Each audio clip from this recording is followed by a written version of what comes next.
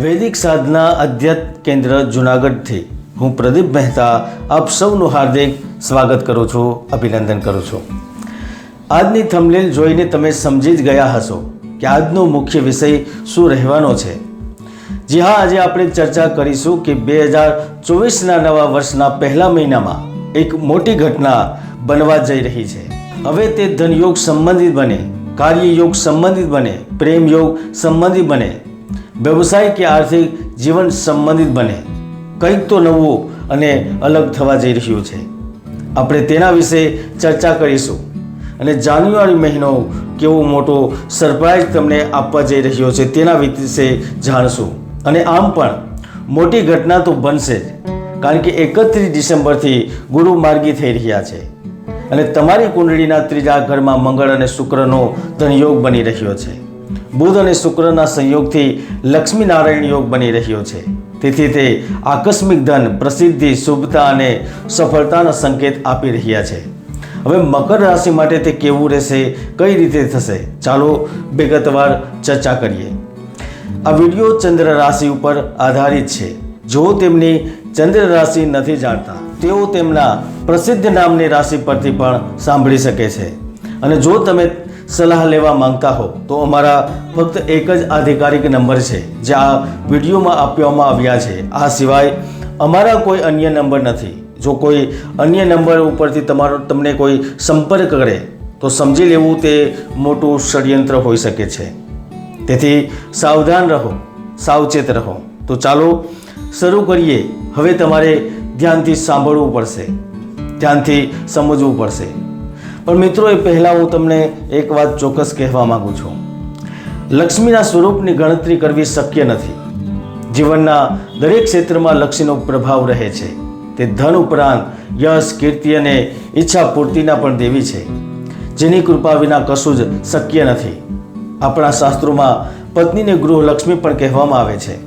તેથી જો ઘરમાં સ્ત્રીઓનું સન્માન થાય, એટલે કે દેવી લક્ષ્મીનું સન્માન થાય, તો દેવી લક્ષ્મી જીવનમાં ખૂબ જ પ્રસન્ન થાય છે। માટે આજથી જ સંકલ્પ લો કે તમે સ્ત્રીઓનું સન્માન કરશો, તેમને આદર આપશો।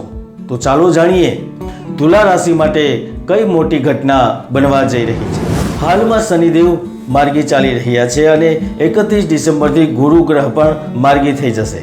તે તમારા મન પરનો બોજ ઉચકીને ફેંકી દેશે, તમને જીવનનો અર્થ સમજવાની શક્તિ આપશે।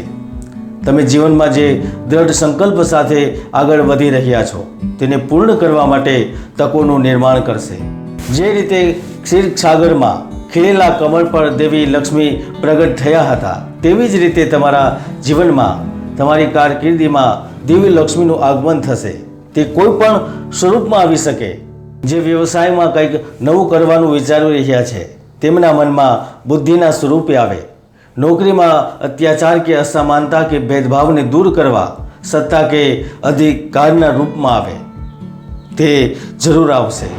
જાન્યુઆરી શરૂ થતાની સાથે જ ગોચરીય પ્રભાવને કારણે તમારા બિઝનેસમાં સારો નફો મળવા લાગશે। ધંધામાં કેટલાક અવરોધો હતા, જેમ કે જો તમે માલ વેચ્યો હોય પણ તે ઉધારીમાં ગયો હોય અને પૈસા અટકી જતા હોય તો જાન્યુઆરીમાં તેનાથી વિપરીત થશે। ગ્રાહકો પણ આવી રહ્યા છે, ધંધો પણ ચાલી રહ્યો છે, પરંતુ તેની ઝડપ ધીમી છે અને તમે સ્પીડ વધારવા માંગતા હતા તો ગુરુ તમને તક આપશે, તમારા કામની ઝડપને પૂરી રીતે વધારશે। જો તમે જાન્યુઆરીમાં વિદેશ સંબંધિત કોઈ સપનું જોશો તે પણ સાકાર થઈ શકે છે। જો તમારા ઈરાદા અને નીતિઓ સ્પષ્ટ હશે તો તમને વ્યવસાયમાં સારો એવો નફો પણ મળશે, આગળ વધવાની તક મળશે। મિત્રો, શનિ ક્યાં છે? તો શનિ તમારા 5મા ભાવમાં છે અને તે તેના જ ઘરમાં બિરાજમાન છે। તેથી તે તમારા માટે ડિસેમ્બર કરતાં ઘણો વધુ લાભ આપશે, તમને કંઈક નવું કરવાની ક્ષમતા આપશે। તમે પરોપકાર, મૈત્રી, કરુણા અને પ્રેમ પ્રાપ્ત કરીને પરમ શાંતિ તરફ આગળ વધશો। એવું નથી કે તમે સંત બની જશો, પરંતુ આ અનુભવો તમને જીવનમાં નવી નીતિઓ લાગુ કરવામાં મદદ કરશે। શનિની સાથે સાથે જાન્યુઆરીમાં સૂર્યદેવ શું કરશે?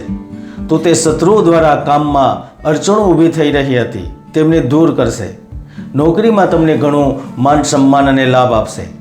સંતાન પ્રાદુર્ભાવ અને સંતાનને લગતા સારા સમાચાર આપશે.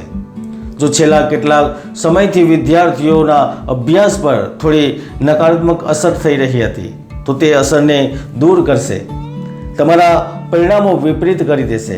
એટલે કે જેઓ સ્પર્ધાત્મક પરીક્ષામાં 1 કે 2 માર્ક્સ કે થોડા માર્ક્સથી ચૂકી જતા હતા તો હવે ત્યાં તમને અસર એટલે કે લાભ જોવા મળશે. અને આ જોશો પણ. પરિવારમાં નાની મોટી બીમારીઓ થતી હતી, કોઈ સભ્ય બીમાર હતો અને તેના કારણે ખર્ચા થઈ રહ્યા હતા. પારિવારિક વિવાદને કારણે સમસ્યાઓ વધી રહી હતી તો તે સમસ્યાનો અંત આવશે. તમને સારા સ્વાસ્થ્યનો લાભ મળશે. તમારા પ્રિયજનોના વિચારોમાં પરિવર્તન આવશે અને તમે તેનો અનુભવ પણ કરી શકશો.